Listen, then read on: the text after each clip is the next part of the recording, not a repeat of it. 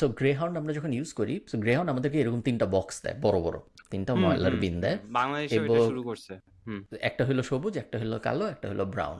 ব্রাউনটায় যায় হলো এমন ওয়েস্ট যেগুলা মাটিতে মিশে যাবে। সো সাধারণত হুম ফুড ওয়েস্ট মাটিতে মিশে যায়।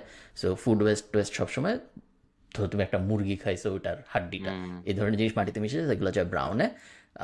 গ্রিনে যায় হলো সব কিছু যেগুলো রিসাইক্লেবল। সো কার্ডবোর্ড বক্স, তারপরে পানির বোতল, তারপরে হুম হাবি যাবি যা যা রিসাইকেল করে আবার ম্যাটেরিয়াল বানানো সম্ভব, ওগুলো সব যায় গ্রিনে। আর এই দুইটা যেগুলো মিলে না, যেগুলো ল্যান্ড ফিলে যাবে, সাধারণত চায়না কিনে নিয়ে যায় ময়লা, বা ভিয়েতনাম টেতনাম অনেক দেশ আছে যারা ময়লা কিনে, ওগুলো যায় হলো ব্ল্যাক বিনে। কিন্তু প্রবলেম হইলো এই তিনটার কোনোটাই গ্লাস ফেলা যায় না, এই তিনটার কোনোটাই ইলেকট্রনিক্স ফেলা যায় না। ইলেকট্রনিক্স বা গ্লাস যদি তুমি ফেলতে চাও, আয়ারল্যান্ডে জায়গা আছে, প্রত্যেকটা এলাকায় ডেডিকেটেড কালেকশন পয়েন্ট আছে, যে কালেকশন পয়েন্টগুলায় তোমার নিয়ে যেতে হবে সব বোতল বা ইলেকট্রিক আইটেমস যেগুলোর মধ্যে ব্যাটারি ট্যাটারি আছে, এবং ওইখানে ওগুলো আলাদা করে ফেলতে হয়। সো ময়লা ম্যানেজমেন্ট আয়ারল্যান্ডে বেশ বড়, আমার ধারণা সব দেশেই, আমি যেহেতু আয়ারল্যান্ডে থাকি আমি আয়ারল্যান্ড বলতেছি, সব দেশে একটা বড় হ্যাসেল। হঠাৎ করে আমি যদি এখানে একটা গ্লাসের বোতল ফালাই এবং তারপর যদি একটা গ্রে হাউন্ড কালেকশনের সময় টের পায়, তখন দেখা যাবে আমার কন্ট্রাক্ট ক্যান্সেল হয়ে গেছে, এরকম জিনিসপত্র ও হয়। আহ, সো ওরা কারণ ময়লাও ট্র্যাক করতেছে। হ্যাঁ, সো প্রত্যেক বাসায়, সো এই হুম তিনটার গায়ে বারকোড লাগানো থাকে। ওরা হুম প্রত্যেক সপ্তাহে যখন আসে, এই বিনটা উঠায় ওদের গাড়ির পিছনে লাগায়, হুম বারকোডটা অটোমেটিক্যালি স্ক্যান হয় এবং তারপর এটা উল্টায় যায় একা একা, উল্টায় ওদের হুম গাড়ির ভিতরে পুরো জিনিসটা পড়ে যায়, এটা আবার সোজা হয়ে যায়, তারপর এটা আবার আমার বাসার সামনে ওরা বসায় দিয়ে চলে যায়, এরকম একটা হ্যাঁ সো সিস্টেম। ওরা তখন ডিটেক্ট করতে পারে যে আপনি কি উল্টাপাল্টা জিনিস ফেলতেছেন নাকি। হ্যাঁ।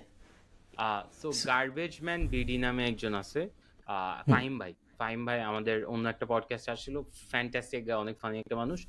উনারা এটা করে, উনারা আপনাকে এরকম ময়লা কম্পার্টমেন্টালাইজ করে ওরা ময়লা রিসাইকেল করে বেসিক্যালি। অনেকগুলো মেথড আছে, বাট বেসিক্যালি আপনি ওখানে দিতে পারবেন and then they can recycle it, plastic recycle করে দিতে পারবে। আরেকটা হচ্ছে বাজার 365। বাজার থ্রি ওরাই কি সিক্সটি বাসা ফাইভও ময়লা দিয়ে পেঁয়াজ কেনা যায় ওরকম সার্ভিস?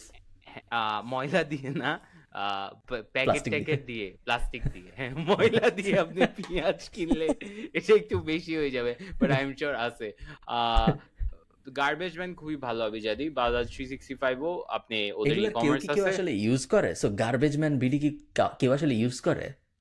গার্বেজ ম্যান ভিডিও মাঝখানে অনেক পিআর টিআর করছিল, আমি আর জানি না। We can actually have him on board, উনি পডকাস্টে আসতে চাই, উনি অনেক বলে যে একটু আসি একসাথে কাজ অবশ্যই করি। ভাইয়া, প্লিজ। আহ, কারণ আমার ধারণা এই ময়লা টয়লা, এই যে সিটি কর্পোরেশন কাউন্সিলর, এটা যেরকম hmm polluted, like not not literally আবার লিটারেলিও, হ্যাঁ এই, সো এইখানে একজন হঠাৎ করে এসে একটা ময়লার ব্যবসা দাঁড় করে ফেলবে, অটোমেট করে ডিসরাপ্ট করার চেষ্টা করবে, এবং সেটা অনেক স্বাভাবিকভাবে ঝামেলা। নেওয়া হবে, হুম এটা হওয়ার কথা না। হ্যাঁ, আই থিঙ্ক ওদের ফেসবুকে গিয়ে আপনি একটু শেয়ার করতে পারবেন, আমার এখানে ইন্টারনেটের গ্যাঞ্জাম হচ্ছে। আমি অবশ্যই। আরেকটা গার্বেজ ম্যান হচ্ছে বিডি। বাজার 365-এ আপনি শপিং করবেন এন্ড দেন ওদের ব্যাগস, তারপরে স্টাফ লাইক দ্যাট, ওগুলো হচ্ছে